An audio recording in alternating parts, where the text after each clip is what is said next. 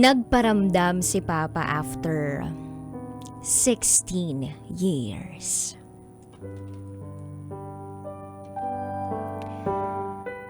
Hi DJ Rocky. Gusto ko lang ibahagi yung pinaka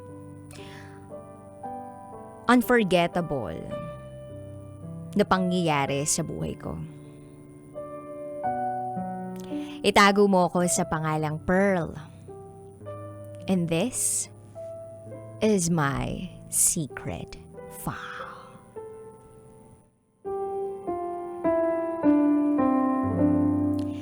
Eight months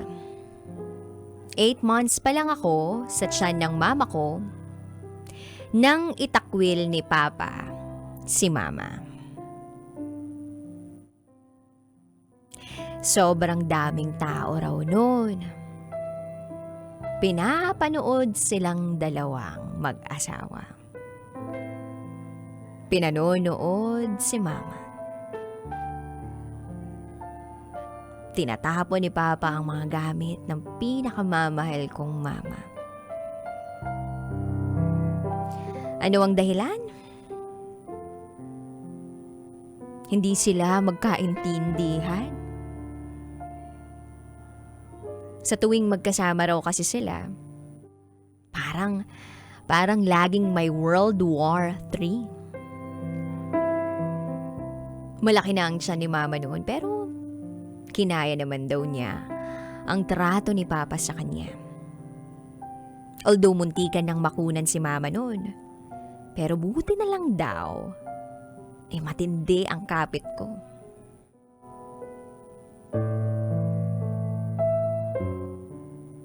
Fast forward. Siguro 6 years old ako noon. Tinatanong ko sa mga tao kung nasaan nga ba ang tatay ko.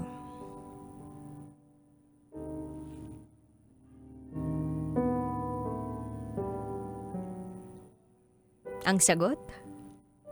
Nalunod sa sabaw. Para wala na lang magtanong. Then my 8th birthday came. May narinig ako. Kausap si Mama.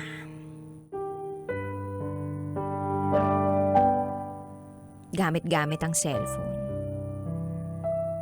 Hindi ko makakalimutan.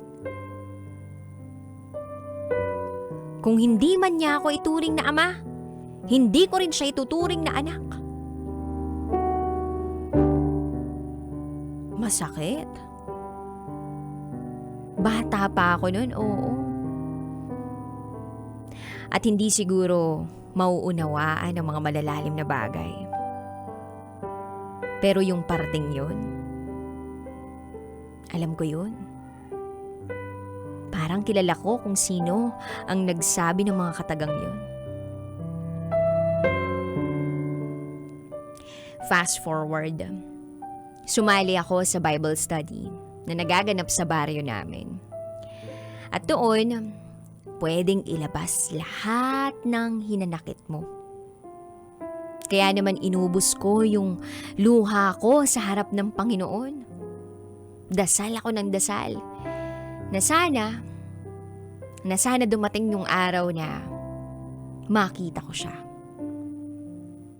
Nangangarap kasi ako na pagmulat ng mga mata ko, nasa harap ko na siya. Minsan hindi ko maiwasang isipin, ano kayang pakiramdam na magkaroon ng papa? Ng tatay? Ano kayang pakiramdam ng pagmamahal ng isang ama? Ano kayang pakiramdam na may buong pamilya? Ano kaya?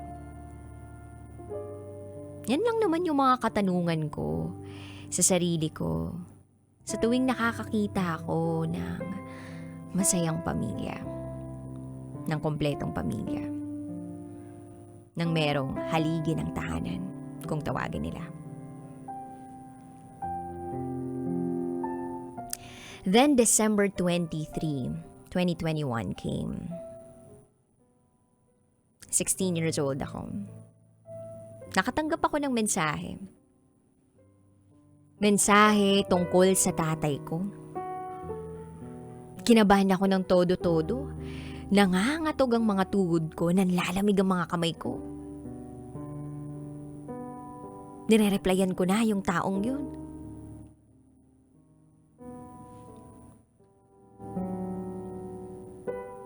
Kapatid ni Papa ang taong yun. At talagang tadhana ang gumawa ng paraan para magkausap kami. DJ Rocky, ang taong kausap ko na yon ay ang tita ko. Inistalk ko siya. At hindi may pagkakaila na magkamukha kami. And by the way, DJ Rocky, Becky pala siya. Pero hindi tulad ng iba na nagdadamit ng pambabae. And aaminin ko, nagkaroon ng galit ang puso ko sa kanya. Pero mahal ko pa rin siya. Tatay ko pa rin siya. Dugo niyang dumadaloy sa pagkatao ko. Napagpatawad naman ako, DJ Rocky.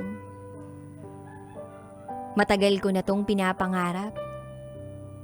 Kaya naman sobrang nagpapasalamat ako. Lalo na sa may kapal. Hindi ko pa siya nakikita in person. Nakita ko pa lang yung mga pictures nila ng tita ko.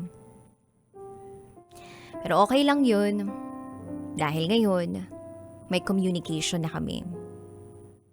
At si Mama, okay na rin naman. Napatawad na niya si Papa. Siguro, bata pa ako sa mga mata ng ibang tao. Ano ba namang alam ko sa salitang pagpapatawad, 'di ba? Pero ito lang masasabi ko. Hindi basehan ng edad para tayo'y makapagpatawad ng tao.